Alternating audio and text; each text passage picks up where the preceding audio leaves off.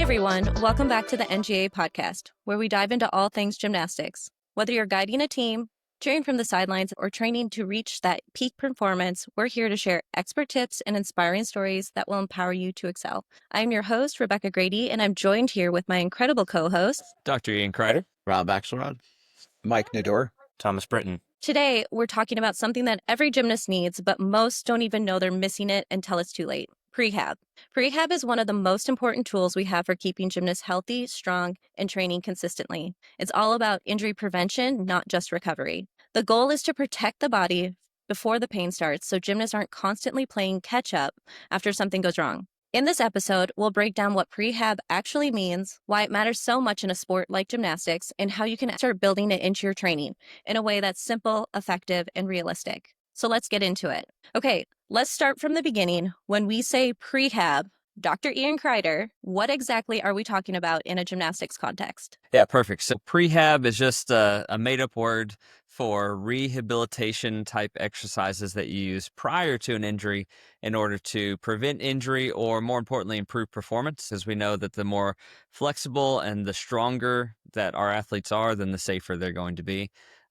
It's really hard to measure like prevented injuries because they never happened, but it's much easier to kind of, quantify like, hey, did they get stronger? Can they jump higher? Are they more flexible? Those sorts of things. So that's the goal of prehab, or that's what prehab is, all right, can we improve performance or can we prevent injury by doing those rehab type exercises? So for everyone in your own coaching, how often do you think about injury prevention compared to injury management?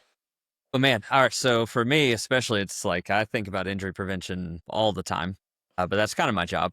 So I'm super curious about what the other coaches that are on here have to say about it. So we'll start with them. Yeah, hey, I can jump in. For the men's program, shoulders seem to be the focus because there's so many shoulder type injuries that occur in men's gymnastics. Because we have this thing called the stow rings for one, but all the events pretty much take havoc on the shoulders. So we do a lot of band therapy.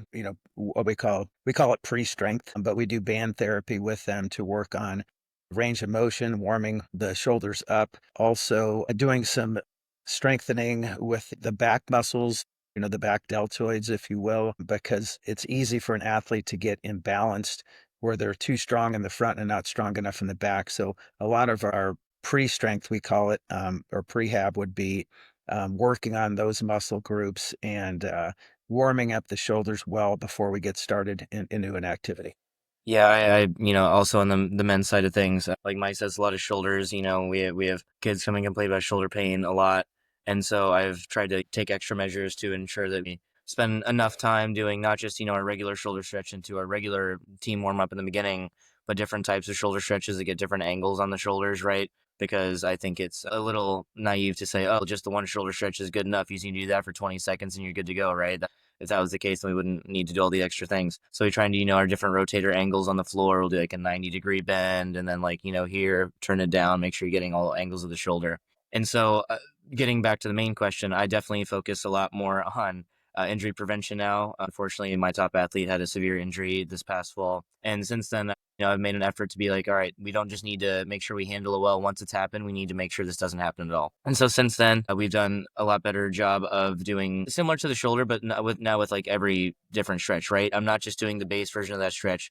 Let me find different modifications of it to make sure I'm hitting all angles of that muscle group to make sure that we are staying stretched out the way we need to be. Also just things after an event, stretching at the end of practice a little bit more as well than we used to, and things like that are what I'm trying to start to build into my regimen now to make it a little bit better for our athletes and try and keep them away from that injury in the first place. Yeah, Nice. I can. There's one other area that for men's gymnastics, and that's mainly because of pommel horse, and that's wrist. So we spend a lot of time strengthening the wrist along with working flexibility of the wrist. It's even with the mushroom with the younger boys, it still puts a lot of strain on the wrist if they're not flexible.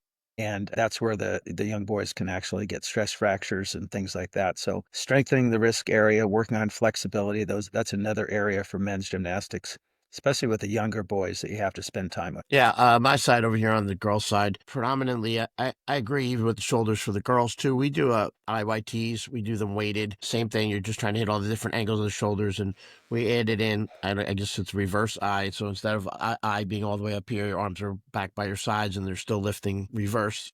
We're like on their rear delt, kind of. We do an ankle band work. We do ankle jump work, like over lines, forwards, backwards, single legs, much shorter period of time for single legs. We have a shoulder circuit with bands that we also do. We wrap them around the bars and the cables, and we do a little bit of more cross angle things for their shoulders, hyperextensions for their backs. And so I'm proud to say that really the only injuries we have in the gym are somebody who had a fall. And not based on overuse. I think the program that I have set up here for them and the way our training goes keeps them from beating them up. We use our landings correctly with our pits with mats on top, maybe even a little bit of a harder mat on top, but it's simulating the floor, but not quite the floor, going on the floor as much as necessary, but not over necessary. Does that make sense? So I do see, though, in our gym especially, Osgood Schlatters disease. Dr. Ian could back me up on it. I had it when I was a kid too and got 2 big bumps on my knee. I mean, there's no real deal for it except for ice. That's really all you can do. You can work through that one, but it nags. And some of them, it'll go 3 or 4 years and they've got these nagging knee injuries. And all we can do is just put them on softer trumbull tracks, air tracks, don't vault once a week, that kind of thing. That goes rampant a little bit in our gym. And then, of course, with our little ones, if somebody has an ankle twist and they have like a little ankle brace, then the whole crew has an ankle brace too. But even with the little ones, I think they're the hardest ones to do prehab with because 6, 7, 8-year-olds don't really have the agility quite as well as the older girls, the muscle strength in their legs to do a lot of single leg stuff for ankles. But the knee thing has been a little bit of an issue in our gym. But again, based on their growth, not on overuse. The wrists, we do a pretty good job, I think, with their wrists as well. We do some prehab with their wrists. We've been doing a lot more wrist rolling with a weight to get their forearms a little bit stronger. I'm not a huge fan of the tiger paws, except for the girls that are going to be doing your Chenkos, and they're little. They don't have any padding in their wrists at the time. Their ends of their bones are rubbery. So if you don't take care of their wrists, at least on vault, if you're going to do a lot of your Chenko work, I find that you're going to get some nagging wrist injuries. And I think because of the length of time I've been doing it and the things that we've seen in the past and other gyms, and kids taped up at ankles, kids taped up at knees, kids taped up in wrists, kids that wear tiger paws on all 3 events or 4 events. I mean, except for bars, 3 events. I mean, who's doing beam with tiger paws? So I don't like them to have that because then they have no flexibility, no range of motion in their wrists. So I think on our side, we do a good job on it. But I would have to say the biggest nagging thing that you could run into a problem with would be a shoulder or an ankle. And if you're not doing all these little things, sounds like in this group, we're all taking care of that. And I'd like to educate the rest of the world out there with that too. It's important to do all of those little shoulder girdle, especially so many different angles. Yeah, man, that's great. You guys bring up some really awesome points. I think one of the main things to remember with prehab is that it's a 3-step process, is what I like to say. So prehab takes 3 steps. And most coaches, it sounds like you guys are actually doing a pretty good job, so I applaud you for that. But most coaches will skip the first step. And so the first step of prehab is flexibility. So in order to make a wrist stop hurting, or in order to make an ankle stop hurting, or even Osgood Schlatters, I know you mentioned that there's nothing you can do about it, but I'll get on my soapbox here and we'll talk about that at some point during this conversation. We might do a full segment on stuff like that here coming up. But yeah, so we have to get flexibility first, right? So there's only one muscle in the whole human body that can push, and that's your tongue. Every other muscle in the human body can pull. And so if we're trying to support the wrist, or if we're trying to take care of this wrist, we don't need to do it by strengthening, because it's not like the muscles are going to push down and help support the wrist. The wrist is hurting because it's not flexible enough. You need 108 degrees of wrist extension in order to do a back handspring. And a lot of these girls are walking around with 70 or 80, or, they kind of press here and they're like, yeah, I can get to 90 degrees, but to go past 90 degrees, they can't. And so when they do a Yurchenko, or if they do just a round of handspring, or if they're working handstand line tumbling before practice, or if guys are on pommel horse and every time they shift over, not only do they have to extend their wrist, but they have to hyperextend their wrist to get all the way over and get all their weight on top of that hand, then all of a sudden they're bumping up against that stiffness, and that's what causes pain, right? There's nothing wrong with with my pinky finger. But if I push it past what it's able to go, past what it's able to go, past what's able to go, eventually that pinky is going to go, hey, I've had enough. Now I hurt. And so it's the same thing happens when there is something wrong with the joint and it doesn't want to go as far as it should. If you keep pushing through, keep pushing through, keep pushing through, then that's what causes pain. And so I'm glad to hear that you guys were talking about, yes, we do lots of flexibility work, because that is, I think, one of the huge keys that most coaches are missing is flexibility in their prehab. So that's step one. Step two is strengthening. But when we talk about prehab versus like strength and conditioning, like program strength and conditioning, it's a little bit different. When I think about prehab strength training, it's more coordination, right?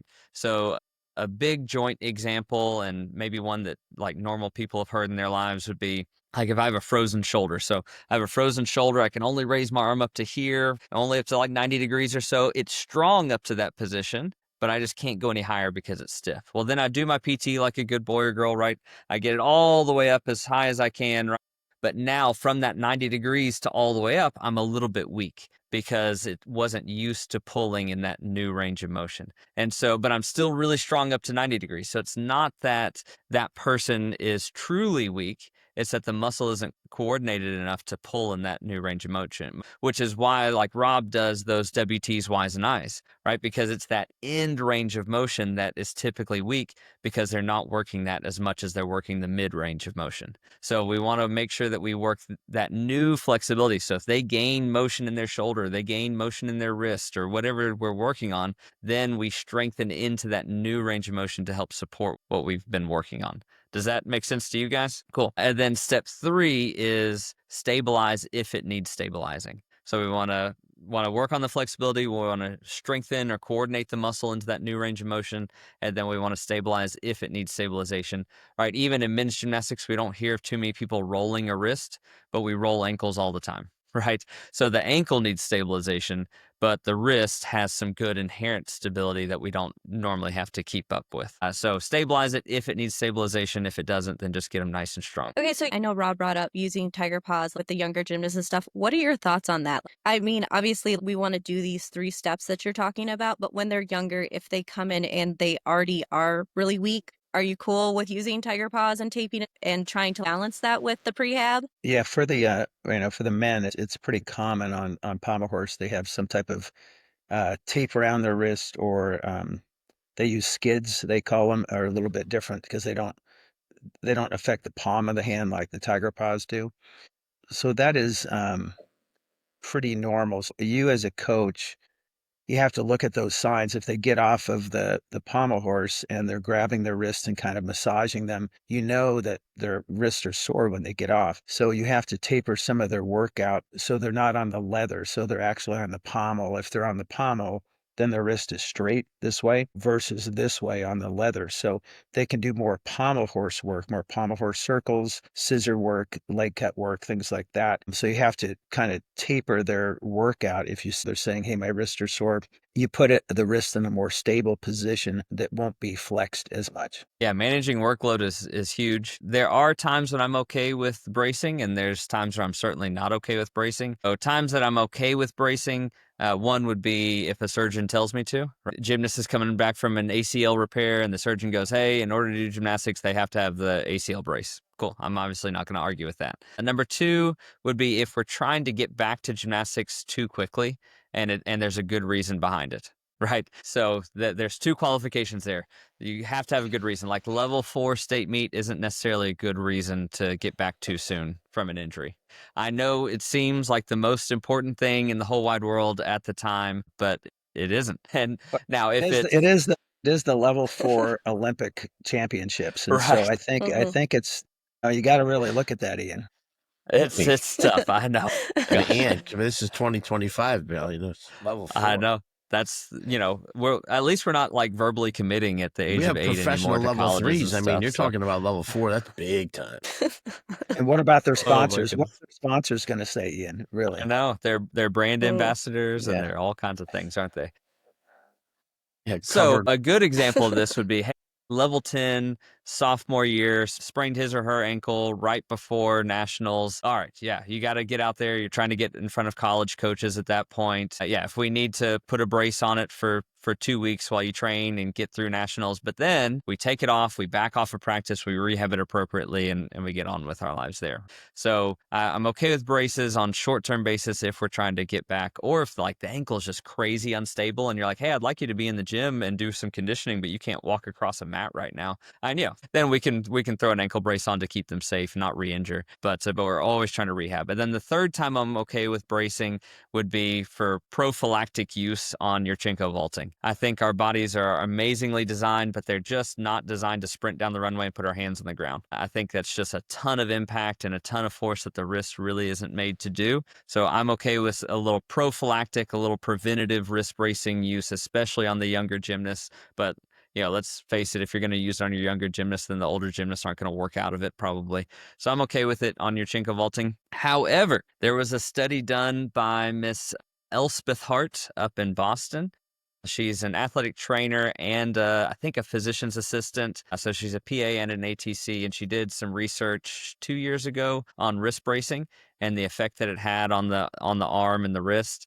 And what she found is I believe braces like Tiger Paws and Skids actually focused the force in the wrist. So it took the force that should be spread out and it focused it more in the wrist. And then it increased force in the elbow and it increased force in the shoulder if you were doing the same activity with those braces. Now, I was really hoping, in fact, I contacted her when I found out that she was doing this study. I was like, hey, Ellie, did you include the Easy Wrap Pro braces? And she's like, no, I didn't even know about those. I was like, oh, shoot. So maybe we can get them as a sponsor of this podcast at some point in time. The Easy Wrap Pro braces, I think, are at least a better theory and a better design. They kind of look like Tiger Paws, but they have a pad on the palm of the hand. So that way the hand doesn't have to go flat. Because I think that's probably the issue with Tiger Paws is that it stops your wrist at maybe 70 degrees or so, but then your hand still has to get on the ground like it's bending to 90 degrees or more. And so how does it do that? Well, probably the fabric in the brace buckles. So that increases the force in a very specific location in the wrist. And then the shoulder has to change its angle where it's going in at. And so then the elbow has to increase force, so the shoulder has to increase force there. And so I think when you had that pad on the palm of the hand, I think we're at a much less likely risk of injury. So I do like the Easy Wrap Pro braces because of that instead of those Tiger Paws. I would like to add in there too, and I was mentioning about the little ones and their bones being so rubbery. We forget too that, they're 6, 7, 8 years old and they'll do 100 round offs in a practice. You set up some stations with 10 level 3s or level 4s or golds or what have you, the younger ones, they're going to go. They're going to 100 cartwheels in a workout and you can't slow them down, right? And then they're going to go home and do 100 more, right? Exactly. And so you have to take into consideration, what are you doing when you're doing that round off work, especially like on vault, even though they're going over a mat for a mat stack. I got a round off station on the side, but it's padded, right? So make sure you're using your hand mats. Like the kids think the hand mat's just a target where I put my hands, but actually we're padding where they're putting their hands for the force. And even on floor, I like to take the hand mat. And if they're just doing round off drills, put one of our little sting mats down and have them round off on that, only because after so many times, it doesn't matter what age they are, stuff is going to get sore or break or give, or later on, this is where we're talking about as a prophylactic, they're going to, at level 6, if they're trying to do your Chenkos, and level 7, they're doing your Chenko entries, and they're trying to up their game a little bit, but they were beat up when they were level 3s and 4s or 5, 6, and 7. Now they're 8, 9, and 10, and they're trying to actually turn in these into numbers that are actually round up back handsprings. You're going to really beat up their wrists, and you're going to get into your shoulders too, because as soon as your wrists hurt, as Dr. Ian would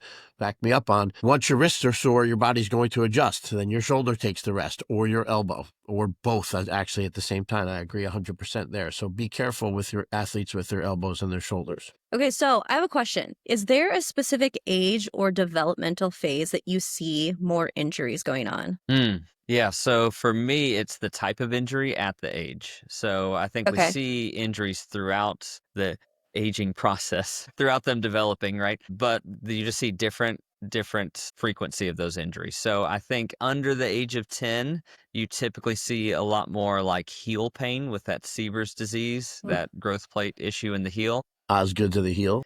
Yeah, exactly. I think around 10 to 12 is when you typically see more of the knee pain, more of the Osgood Schlatter's or SLJ. It's called Sending Larson's Johansson syndrome or jumper's knee. It's kind of the same thing, but it's in the patella instead of on the shin. And then after that, after the age of like 12, maybe 14 for boys, since that's when they hit their really fast growth spurt, then you'll see all the more like quote unquote normal injuries. Like you'll see a lot more wrist issues, a lot more shoulder stuff, a lot more lower back issues. That's typically when I see those types of things. And I think it's important to add that as a coach, if this is your full-time gig, especially if you're at your practice and you're seeing the kid decline in some of their success, even, right? Just for the regular old routines, like you're wondering why it's getting bad, that maybe some of these things are starting to come up. So I'm big on supplements. I haven't really talked much to Dr. Ian about supplementation or any of you, but the thing that helped me was back in the day, there was some study done on selenium and vitamin E for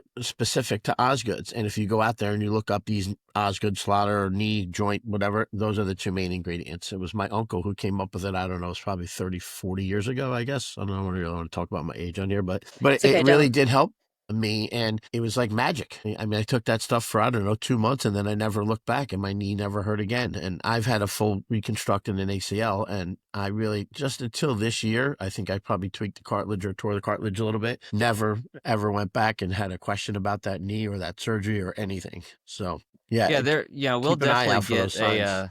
we'll definitely get like Carrie Bear on here at some point in time who works with NGA Yeah. on nutrition stuff. But for the most part, I know what she would say is, we need to get as much as we can from actual food. And there's supplementation only does so much if your overall diet, right? Not meaning our gymnasts should be on a diet, but diet as in the food that they put in their bodies. So just if you're not getting a good quality diet, then you're probably going to be more at risk anyway. It doesn't matter really what supplements you take. You can't out supplement your way No, out of a yeah, bad diet. So, agreed. And I mean, and yeah.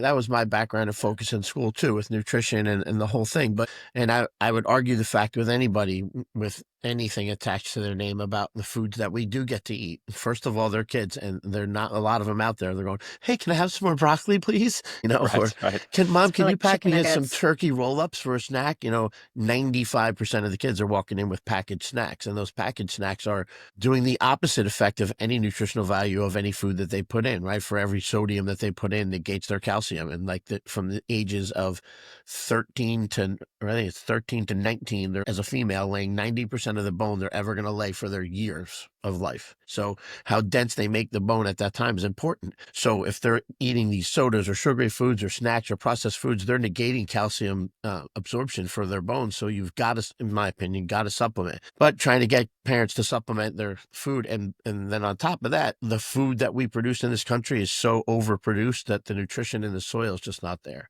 So you've got to supplement somewhere to get the extra in there. We could barely get them to eat. How are we going to get them to eat as much food? Like we talked about that last week, about how much food that they actually need to eat to keep their bodies to grow and be strong. Yeah. Yeah, they almost have to turn it into part of their job, right? Yeah, and the way I put it for gymnasts, especially when we're talking about these little things like prehab, like sleep, like nutrition, like whatever it is, you're willing to, put in the grind in the gym and do all this strength and conditioning and suffer through rips on your hands and blisters on your toes and all this pain that you have to go through, sore muscles. You're willing to put in all that work, but you're skipping breakfast every morning, or you won't put your phone down an hour before bed, or you won't do the assigned stretches that your coach or your PT or whatever it is given to you. You won't do these little things that can make such a big difference in your recovery and in your career. I hate to see gymnasts miss those big goals and big dreams that they have simply because they forgot to do the little things, or they just wouldn't do the little things. Yeah, I'm going to jump in. I think, nutrition is a whole different topic that we need to have a podcast on, but Ian had said something to kind of bring it back, and that he mentioned it shortly, just growth spurts. So, different athletes will have growth spurts at different times. And normally when those growth spurts are happening, that's when the joints are more soft and the injury occurs or can occur. So just to be on the lookout, because at a certain age, everybody doesn't grow the same. So it's very individualized. So keeping an eye on that for the athletes, and when they are going through a growth spurt, backing off of some of the pounding things that they're doing, like Rob suggested, less vaulting, less tumbling on hard surface, things like that, will go a long way. So just to keep an eye on that, I think would be great. Yeah, and to give you guys some general guidelines on growth spurts, so girls, it's easier to spot in because whenever girls grow, their legs grow for like every growth spurt they have throughout their life, their legs will grow first, and then their torso grows. Then they walk around with little T-Rex arms for a little while, then their arms grow, right? So you notice like, oh, why'd you kick the bar in your squat on and fall instead of like you always make your squat on? What happened, right? You're like, hang on, let me take a look, right? Your legs are going up to your armpits and you have no torso anymore, and your arms look like they're way up here. Right? You go, oh, okay, you're just going through a huge growth spurt right now. So it's a little easier to spot in girls because of that. However, girls typically grow the fastest around age 12, and guys typically grow the fastest around age 14. Now, it's usually give or take about 1 year. Very, very rarely do you see a girl grow their fastest at age 10 or something, right? Or a guy really shoot up right around to the age of 11. It's usually, 1 year above or below that age 12 for girls or age 14 for boys. But in that year, on average, they grow like four inches on the girls' side. I think it's like 5 or 6 inches on the boys' side within that 1 year. Now, I will say most of our gymnasts are genetically predisposed to being smaller, right? Most of our gymnasts are, they come from a small family that like I've got like one girl on my team. She's supposed to be 6 foot tall eventually. So she's kind of the outlier, but almost everyone else is like at the age of 13, they're almost as tall as they'll ever be on the girls' side. And the guys' side too. Most of our guys that sign up for gymnastics, their father wasn't like a pro basketball player or something like that. If that's the case, usually they're playing basketball because they're already super tall at a young age. So most of our kids are going to be smaller, so they might be a little bit below that average. But still, I see gymnasts all the time that shoot up 4 inches in that 1 year, and it's one heck of a year for them. So keeping on top of that and really managing load during those times is an important kind of offshoot of prehab. It's not exactly prehab, it's more workout planning, but yeah, it's something important to really look at. Okay, so before we go into training, I have a question. So I understand that coaches know when all of this stuff is going on, that they need to take a step back. They need to allow the gymnast not to vault as much and really reduce that impact. So how do you guys explain that to your gymnasts to let them know that this isn't something that's going on with them? They're not just a bad gymnast. This is something that happens to all gymnasts. They go through growth spurts. They're weak in certain areas. How do you convey that to them so they're not like internalizing it like kids do? I get the benefit of having my view from authority where my kids know I'm also a physical therapist. So when I say something, I feel like it probably has a little bit more weight and they're like, oh, okay, yeah, that makes sense. Cool. And they just kind of go on about it and take it. So I'm really interested to see what you guys do and how you guys address it. Or do you send them to somebody like me? And so that way you kind of just take it off your plate and let somebody else talk to them about it. Yeah, for sure, Ian. Nobody listens to me for one thing. My athletes don't think I know anything. It's a sad Right. situation, but here we are. What are you going to do? I It's think, probably even worse when you're coaching your own son. yeah, Oof. exactly. So when you have a situation like that, and just like that, when a boy goes through a growth spurt, not only are his joints a little softer, but he's added that weight. He hasn't had time to add that muscle, so his strength is down. Mentally, it's really hard on them. They just think I'm not good anymore. So just conveying and talking to them and explaining, look how much you've grown. Your muscles are going to catch up. It's just going to take a while, and explain that it's normal. It's very normal. So even though it's tough on them mentally because they can't do what they used to be able to do because their bodies have grown. So just taking the time with them and explaining it's a process. Everybody goes through it. It's normal.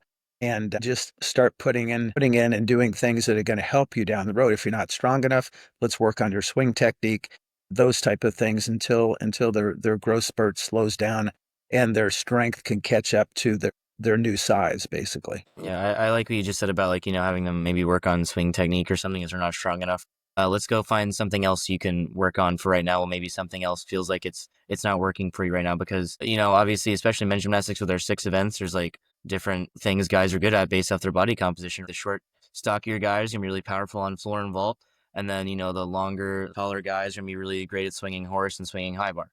So, say they are that, that shorter, stockier, like level 4, level 5, they're like super powerful, they have a great round of handspring tuck layout, what have you, and then they start to get really tall, and then the tumbling power is not there anymore. Like, well, this is what I've been good at for so long. Now I'm getting really frustrated. Well, let's go get really good at high bar and pommel horse. Let's go do some stuff that, will keep you here. It's just a little different right now. It doesn't always have to be I'm regressing. It's just different stuff. Your body is capable of different things now. And like Mike said, it will catch up and you'll get back to, what you felt confident in before, but we don't have to take a step back or anything. Let's just go work on something different.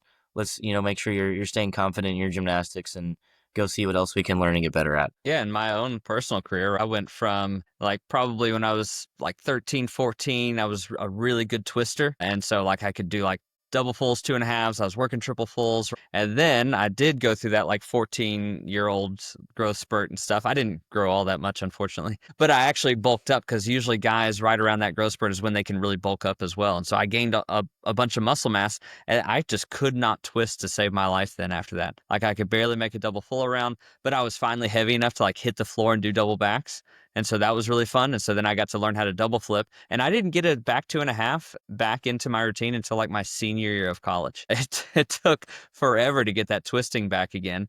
But I was doing pike double Arabians and full ends and, all kinds of stuff, double flipping. So yeah, sometimes just choosing those better skills is a good way to go about things. Yeah, Ian, you're absolutely right. Like when they're having those issues, the best thing is, and they have to have good air sense. So spend time on, if you've got a trampoline in your gym, have them spend a lot of time on air sense type skills and just get them off of those joints for a while. That's really important. And that air sense, it pays off in the long run for them. So it's definitely something that you can work into their their workout plan until that growth spurt slows down a little bit. Yeah, on the girl side, it gets a little more noticeable quickly, especially on bars. You get a girl who's all of a sudden struggling to make a giant. So they grew some and their tap is going to change. So like the whole swing technique, it's great, but they may have to change their tap from a regular tap to a straddle tap. And, some kids are real quick on it and they're okay to just open up their legs where they used to keep them straight together.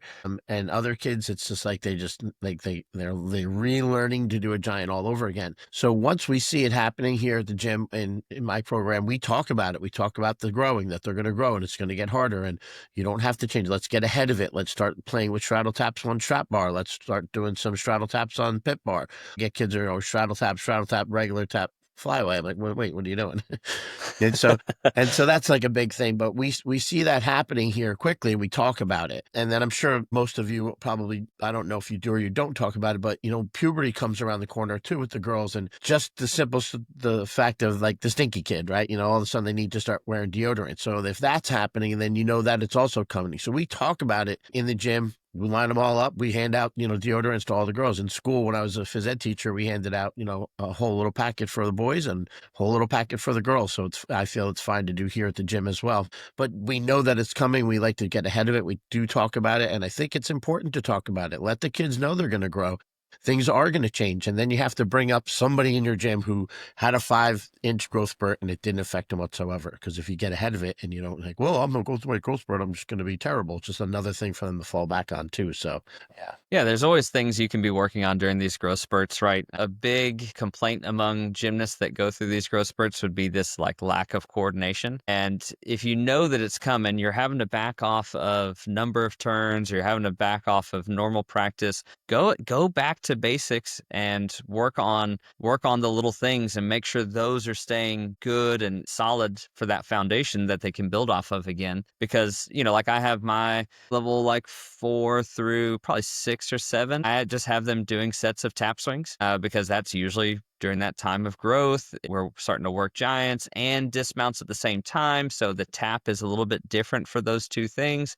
And so can they do an early tap swing? Can they do a normal tap swing? Can they do a late tap swing? And they're just working those taps as just part of their warm-ups or part of their assignment on bars. And we do line tumbling a couple days a week, and we're working cartwheel step-ins and round-offs and handstand forward rolls and pirouettes and things on the floor. And, we go through a whole vault complex that's all about basics and hitting the board correctly and running correctly and all those things. So, and I'm sure they do something on beam too, but luckily I'm not involved in that as much. So yeah, so we go back to basics pretty regularly, but especially during that time where you're going, hey, we have to back off anyway. More stretching, more basics, more, recovery stuff because they're going to have to recover from this huge growth spurt that they're going through. So this is your opportunity, not setback, to get those things done, right? If you're not going to spend more time on stretching, then that split is going to get higher and higher and higher throughout their growth spurt. So spend a little extra time on stretching. If you need some joint mobilization stuff, do that. We can talk about what that might look like probably at a later date. That's not a topic for today, but we can certainly look at those things. Yeah, so we've talked about what's important with prehab, and you just are transitioning us perfectly, Ian, because I think this is the point where coaches and gymnasts are like, okay, I get it. Like, I feel like I know I need to do this stuff, but what should we actually be doing? And then how do we make time for this? How do we incorporate this stuff? And I think this is maybe sometimes where coaches maybe go wrong a little bit because they aren't focusing on that injury prevention, or they're overcomplicating it, or they're treating it like it's a separate thing, possibly skipping it entirely because of the time frame at the gym, because obviously we have all these important things to incorporate, strength and conditioning, prehab, flexibility, mental training. So let's just break it down. And how do we figure out how to schedule some of this stuff in so it's manageable? Yep, absolutely. First off, gymnastics coaches, give yourself a pat on the back, because if you're even listening to this podcast and considering doing it, you are so much better, far above and beyond than any other youth athlete coach out there. The fact that you do like regular stretching and you're concerned about how they're stretching, the fact that you do real strength and conditioning is awesome. And if you're trying to tie in some prehab, and holy moly, you're 30,000 feet above everyone else that would be your peers in other sports. So you're doing a great job. Now, what we can do, I guess we'll start with the mistakes that I see, right? The mistakes that I see in planning prehab, one would just be not doing it. That's obviously a big mistake. Two would be, like you said, overcomplicating it or thinking that it has to be more of your practice than it really has to be. If you just like Google gymnastics prehab or prehab exercises, you will think that, and if you just kind of read through it, you'll think that you have to have a 3-hour practice of prehab and you still haven't gotten to your skill work yet. So thinking that it's a bigger deal than it has to be. And then probably the third biggest mistake would be retroactive programming. What I mean by that is you get a bunch of C versus E's and you're like, okay, man, let's hop on ankle stuff.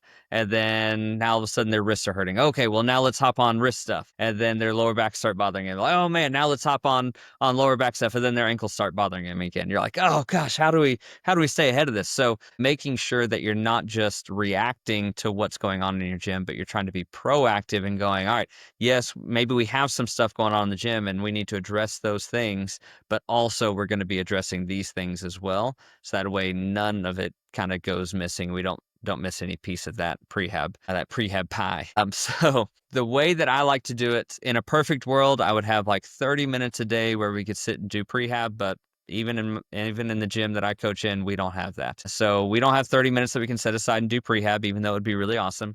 Instead, I put it into rotation. So if we're on floor, they have certain things they're doing for prehab. If they're on bars, they have certain things they're doing for prehab. And it doesn't necessarily have to relate to the event. It's just whatever's convenient, whatever you have space for. So because in prehab, you're not trying to fatigue them with their strengthening or with their stability work, you're not trying to fatigue the muscle. You're just trying to kind of get it back in check or kind of re-coordinate it. Then you don't have to worry about like weakening an ankle and tumbling on it at the same time. So if you're just doing like 5 toe raises to work on strengthening every time they do a tumbling pass, they're not going to get overly fatigued by the time they do that in order to not tumble the next time or possibly get more hurt. Like there was one time in college where I did a bunch of ankle rehab stuff because my ankles were terrible and I never saw a PT. Right. I did all this band work and then all of a sudden coach was like, hey, to finish up practice, we're going to do 1 rope climb, the whole team. So we did a rope climb, right? And I'm coming down. I just kind of hop off at the very end and I rolled my ankle because my ankle was so tired at the end of practice after doing all that prehab, rehab stuff that I rolled the ankle because it was fatigued. That's not what we're trying to do with this. We're just trying to re-coordinate things. So we're not trying to fatigue the muscle. So you can choose whatever activity you want to on any event. It doesn't have to be ankle stabilization on beam and wrist stuff on pommel horse. As long as they're able to get the exercise done, like don't do wrist stuff when you have grips on. That won't make any sense because then you can't move the wrists as well. So just as long as you can get it done on that event, then get it done. But that's how I like to do it. Program it in, make it into a rotation, put it right before you start the event, whatever works for you, but it doesn't have to be a big 30-minute thing. Yeah, we incorporate a lot of our prehab before practice. Some is definitely during practice. And as I've mentioned a few times before, I alter it, right? So on the day that we do the shoulder circuit with bands, it's not the same day we do IYTs. So I try not to do IYTs every single day. Try not to do lower back every single day. And I would think another coaching tip from me to you, or from me to whoever's listening, is don't do the same order every day. Because that's different too. Because some days, on the days when it's harder, it's a big vault day and we're doing a lot of flipping and a lot of landing, we're a different day. But like if it's the meet week on Monday, Tuesday, Wednesday, and I'm going to be doing more on floor because it's that week, and then it's a vault and floor on the same day, don't come back in the next day and try to hammer it again. Maybe start on beam that day, like get their legs and ankles warmed up before you go to vault. Don't come back in after a big, long, hard day and then, okay, let's start on vault again. Vault. And then, you also don't want to end on bars every day. And I tend to end on bars a lot more than I'd like to, but it's because their legs are tired from all the other events and they only have to spend the rest of their energy on bars. But twice a week, we end on floor. I think it's every other week, Tuesdays and Thursdays, we end on floor. And it's again, it's in your programming. So if you set your programming up, it's going to help you to be a little bit more successful with injuries and not having to think oh my gosh, am I overtraining my kids? If it's on paper and it's going well, then you know what's going good. So No, Rob, that's that's really good. And what Ian said is this: your workout efficiency is really important. So instead of having the athletes stand around the chalk box wasting time, you give them that flexibility station, that prehab station before they get back up on the equipment. And so the efficiency of the workout becomes much greater. And then you don't have to spend that, as Ian said, that 30 minutes of workout time just to do that specific pre-workout or prehab work that you do with the kids. So always incorporating some type of flexibility along with prehab in the regular rotation on that event is really good use of your time. Yeah, I think we also talked about that when we, talked about our strength and conditioning portion in our last series, is how can we, like you said, be more efficient in everything we need to do. We've talked about in this multiple episodes so far, we need to be flexible, right? How can we do flexibility in the beginning, after, in our workouts, conditioning? How can we do it before, at the end, during the workouts? Now we're talking about prehab, right? There's just so much that we have to do to be, in a perfect world, right? And so that's where programming becomes literally critical, is how can I be the most efficient and layer this stuff into my workouts. Within a rotation, I can have a flexibility station that's also prehab, right? I can have one that hits two things at once. And if you can, figure out those things that work for you, work within your space, even within the equipment you have, being as efficient as possible, I think is the name of the game when we're trying to get all these things together, especially the prehab, which is, I would say one of the most important things. We can always try and get stronger. We can always try and get more flexible, but we can't do any of that if we're hurt. So let's try and keep ourselves healthy first, and then everything else will come along with that as we are able to train. So just trying, like Mike and all of you have said so far, let's just put in our rotations and incorporate it in your team stretch in the beginning. Maybe it doesn't have to be its own super large thing, because we know we don't realistically have a bunch of extra time on our hands at practice, even during a week. So just being as efficient as possible, I think, is important. And as a benefit to you coaches, so in the description or in wherever you found this video at, there's going to be a link to a free ankle prehab program where it literally just takes you like week by week. This is exactly what you should be doing through that flexibility, strengthening, and stability phase, especially for the ankles, because we know that's a huge issue among gymnasts. So it'll take you through week by week exactly what to do, exactly how many repetitions to do, all that. And if you have any questions, feel free to reach out to us. All right.